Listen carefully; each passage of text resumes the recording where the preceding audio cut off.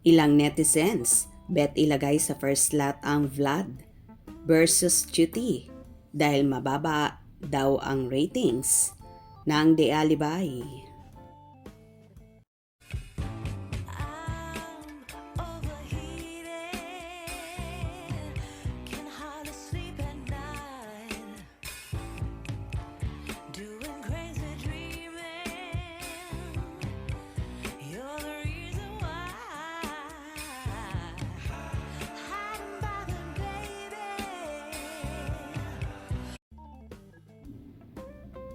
Kaloka ito dahil may mga kumakalat na balita na ilang netizens daw ang bet ilagay sa first slot ng primetime ang Blood versus Cutie kung saan magsisimulang umere sa April 6, 2026 dahil mababa daw ang rating ng The Alibay na pumalit sa FPJ sang Batang Quiapo ni Coco Martin kung saan mapapanood sa alas 8 ng gabi hanggang alas 8:45. Paldo kasi ang ratings ng Batang Quiapo kung saan hinahanap din ang ratings na ito sa The Alibay.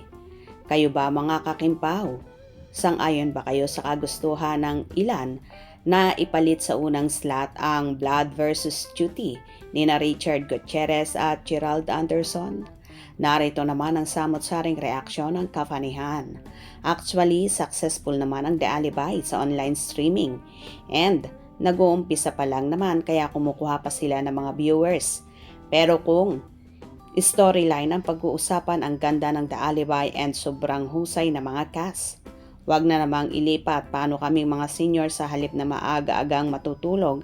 Hindi dahil ilang oras pang hintayin namin sa halip na matutulog na sa 9 p.m. Hindi, maghihintay pa Paano kung di na kami antukin? Di na makakapanood. Alam naman yung mababaw o madaling magising ang mga senior. Yes, ang ganda niyan. Natapos ko na sa View. Streaming 2. Sa Prime ang meron din sa I Want. Pero mas magandang panoorin yung TV version. Walang cut. Ay oo, wag na no.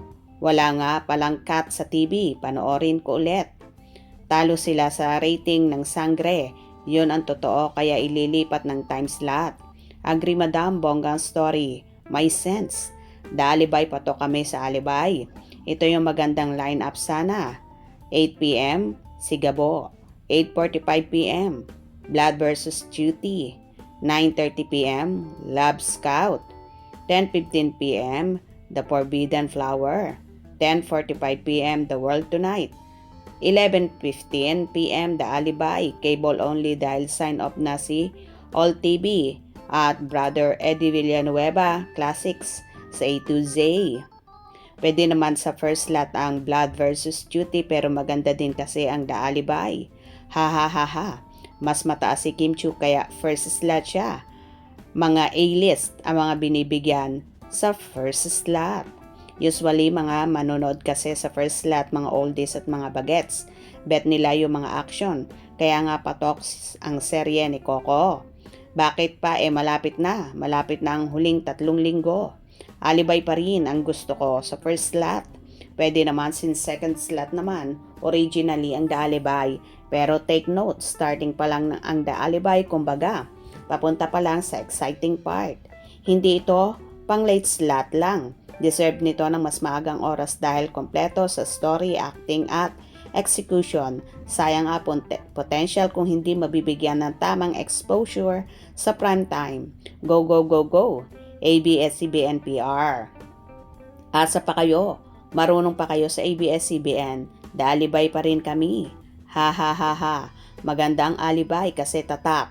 Masa siya. Nangyayari talaga sa totoong buhay kaya maraming nakaka-relate. Action kasi medyo nakakaumay. Ilang years din tayong nanonood ng action mula probinsyano at Batang Quiapo. Dalibay muna para maiba naman.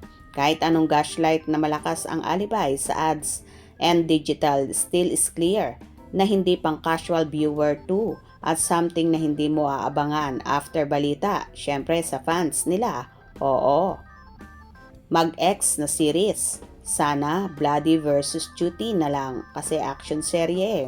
Bakit hindi na lang hintaying matapos ang The Alibay? Patok naman sa ads. Huwag intindihin ang mga ratings. Ang importante ang kita sa ads dahil yon ang bumubuhay ng network. Alibay pa rin ang gusto ko. Mas maganda pa rin ang Alibay kasi may aral ang kwento. Hindi puro patayan, bugbugan, barilan. Puro na lang patay, magulo na nga ang mundo. Stress sa mga tao tapos ganun pa ipapalabas. Hay nako, maganda talaga ang The Alibay. May kilig pa. Uning tingin ko sa picture akala ko The Bone Temple. Ok na po yun, The Alibay ang mauna. Ok na ang Alibay sa 8pm, wag nang palitan. Napanood na kasi ng marami online ang The Alibay kaya hindi na ganon pagdating sa free TV. Hindi bagay sa first slot, madugo. Ang daming platform na napapanood ang Alibay hindi lang sa TV, may online YouTube pa. Paano hindi lalakas ang The Alibay? Second week pa lang, grabe na. Gusto namin si Alma at Kim, yung mga anong tawag ex mga believers na alala ko kapitbahay namin. Sisigawan sila ng kwi, ibon, lumilipad, gabi, etc. O diba, karamihan nga sa mga Kim Pao Fanay ay ayaw na malipat sa ibang slot ang The Alibay dahil malakas daw naman ito. Kayo, yun din ba ang reaksyon nyo? Hope you enjoyed. Please subscribe for more info.